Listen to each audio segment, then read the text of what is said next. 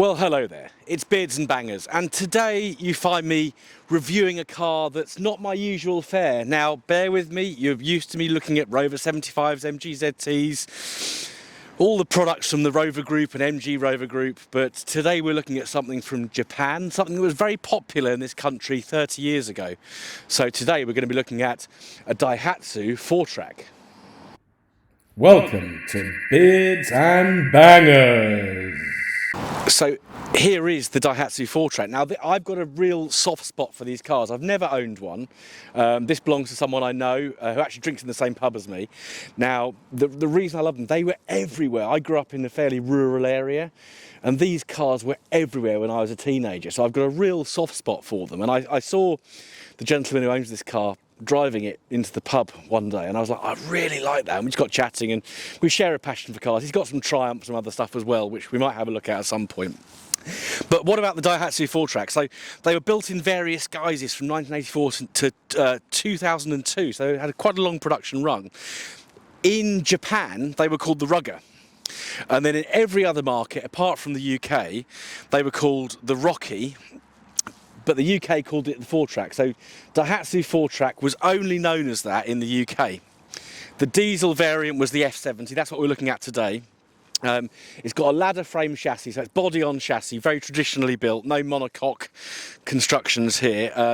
Now the older ones had leaf spring live front and rear axles, but these have got independent front and rear suspension. I'm being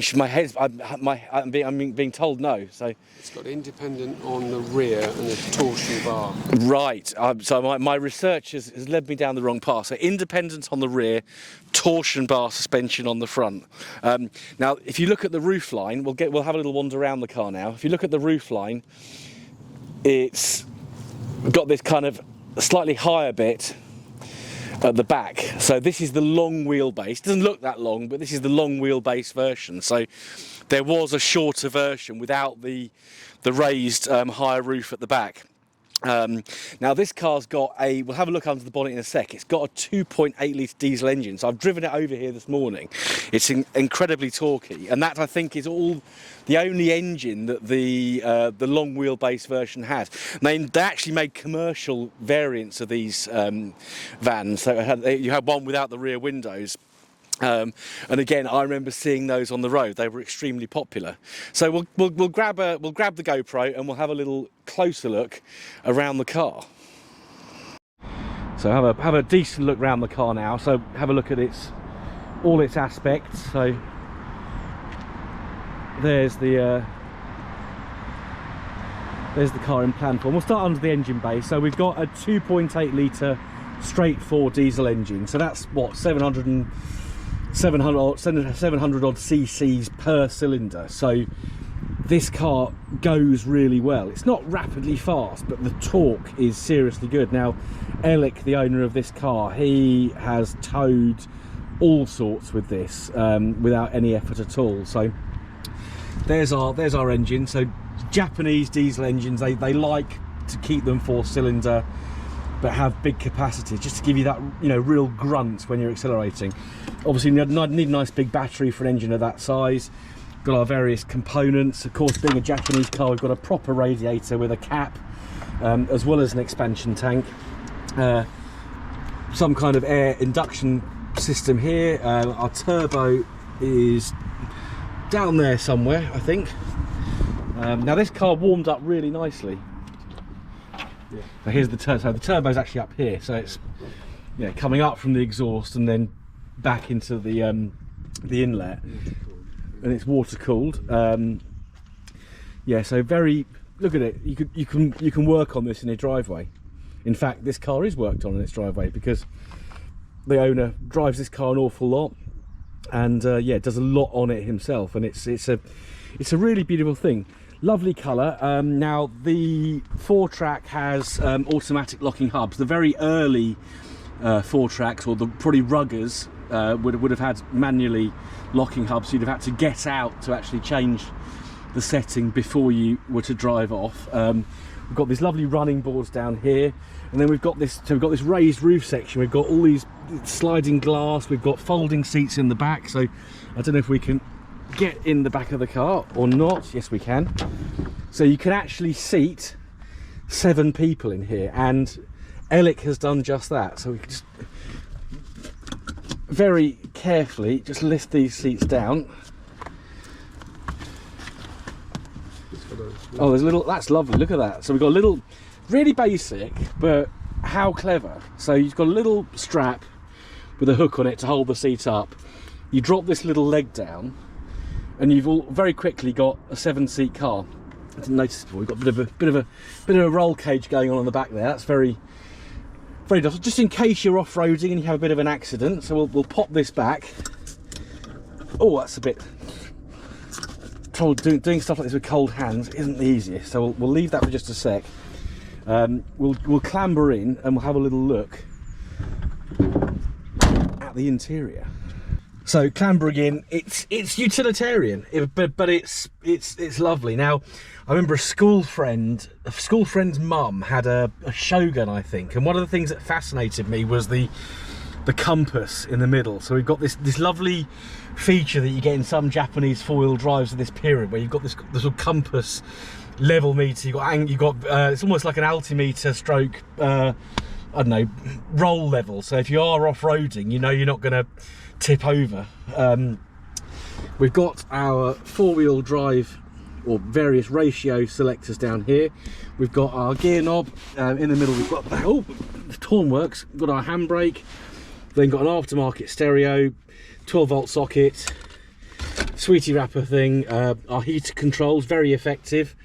Got these lovely air vents that just open like that. I mean, that's just a lovely period feature that I really like. Either side of the level meter, we've got our voltmeter and an analog clock, and then the main dash, we've got speedo going up to 100 miles an hour, fuel gauge, temperature gauge. We've got our rev counter, various lights and bits and bobs. This, of course, being a Japanese car from the 90s, we've got our indicator stalk on the right hand side, so very much like our British cars up till the mid 80s. I think we changed the European style. Windscreen wiper here, loads of headroom. So if I spin you around, and I've got a hat on so you're not going to get dazzled by baldness, I've got a lot of room above my head, so that's, you know, it's really nice. You don't feel squished in. It's really lovely. We've got a sunroof, and then of course we've got this, because we've got this almost conservatory like rear of the car, it's incredibly light in here. And we'll show you something in the back in just a sec. Now, the other thing to point out with this car is, look at the mileage, 244,000 miles. So some of you who are well into diesels will be saying that's not even run in, which, yeah, that's a common thing to say. But yeah, I've driven it over here. It just feels absolutely lovely. So let's show you another trick this car has in the back. You can lift the sunroof panel right out and stow it in the boot. It's yeah, they're quite cleverly thought out, these cars. So here's Ellic, the owner. There he is. He's just he's just going to show us the back. So the back seats fold properly forward. So and then you pull 2 straps here, and then that folds over like that. So yeah, so your seat, you can really make a lot of room in the back, and we'll see. There we are. Yeah, see, because you get the back seats out of the way, they're sitting on these 2 little stays here. I've carried a ton with it in the back. So Ellic's had a ton in the back on this load bed here, so you can really get lots of space. So it really is it's a very versatile car. It's used as daily transport, but when people were using these when they were new, you could do so much with them. So that's enough of the inside and the outside. I think it's time to go for a drive.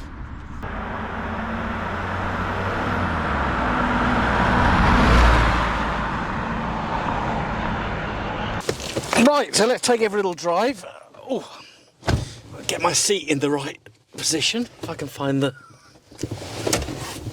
There it is. Okay. Yeah, that's how it should Yeah, start. so cranks into life, no issue at all. I've got Alec on the microphone. We'll move the camera in a sec so we can have a chat with him about his car. But I'm going to give you my... Oh, let's try not to destroy the seatbelt first. Ah, that's what I've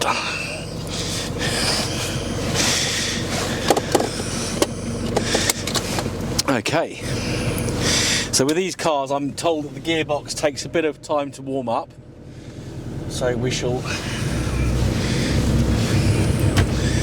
Steering is actually very light, so it's got a very good power steering pump. You can just hear the gearbox crunching slightly. We haven't been very far in the car this morning, and of course it's very cold because it's the middle of January. Yeah, so the driving position's really nice. You feel very cosseted, even though it's a very light, airy and spacious car.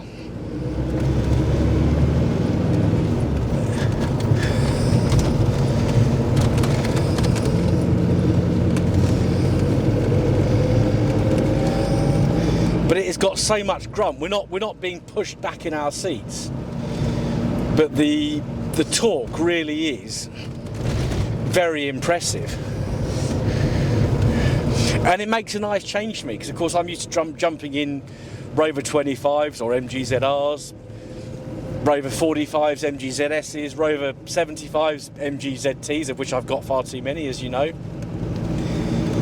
But just pottering around here in this car is absolutely lovely. The gearbox is now warmed up, so it's just slotting into gear like a warm knife going through butter. It's really very nice indeed. A lot of four-wheel drives, particularly older ones, you know, you do feel like you're sort of wandering around on the road. I actually owned a Series 1 Land Rover, and that was it was hard work. You needed to be seriously fit to drive this car, because the steering wheel was going everywhere. You've got a massive gate on the gear change, whereas this is just a nice, crisp, you know, fairly short throw box really. We're not going to go off-road today. We're not going to test it in four-wheel drive, but we'll have a chat with the owner, Alec, in a sec, and let him give us his thoughts and history of the car. But yeah, really nice to drive indeed.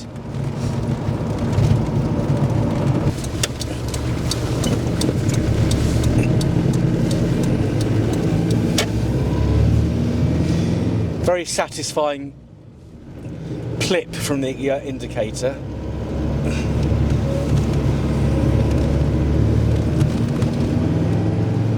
And if you do put your foot down a little bit, it's got some go. So that torque really shines through when you drive it in a bit more spirited fashion. Obviously, I'm being a little bit careful because it's someone else's car.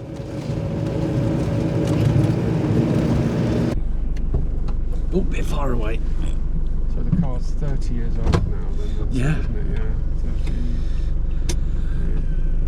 And it's still going. 10 years to go, and then it get free. Yes. Tax free, isn't it? So we're just saying that this car's 30 years old now. It's an M Reg, so that's 94, which makes me feel old because I was still at school in 1994. For one more year. Yeah. So tell us about your car, Alec. How long have you had it? We were just working it out. I think I've owned it for coming up to or on 22 years. Uh-huh. I bought it when it was 7 years old. Wow, okay. And it had 126,000 miles on the clock when I bought it. And I paid £7,500 for it. So there we are, I remember that. Yeah, so it's a fairly, 10 years old to me is a fairly new car. Yeah. Some people may disagree with that, but and what have you done to it yourself? I know you've done a lot of work on it personally, haven't you? Yeah, so we changed the gearbox once because the old one started to Brakes are good. Deteriorate, yeah. Change the pads and brakes and discs fairly frequently, you know, several times. Those kind of things. I made new sills for it and welded those on. So you made those yourself? Yes, I did. Wow. Yeah. Okay. And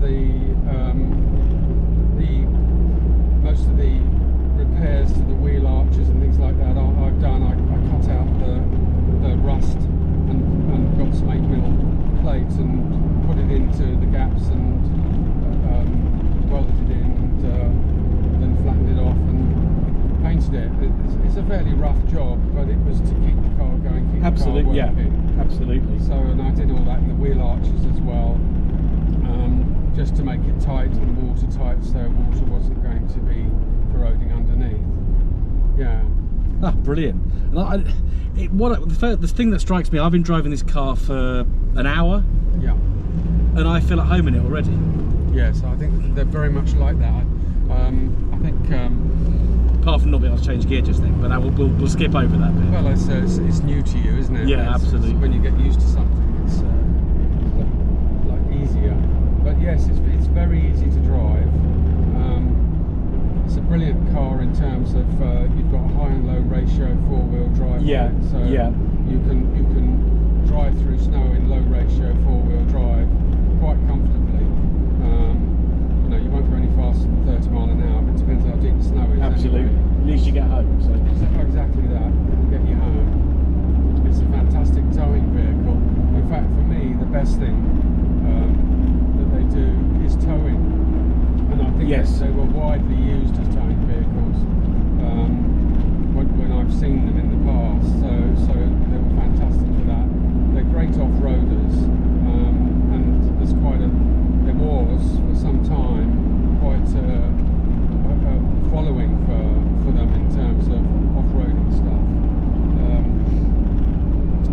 I've done a little bit of green lane stuff with it, not that much, but it was fantastic. It felt so precise. Yes, yeah. So easy to drive. Yeah, no, green laning, you've got to be, you've got to have a bit of nerve for that when you kind of. Sometimes. I did it once in a Series 1 Land Rover around the back of Tring, and got stuck. Even in a Land Rover.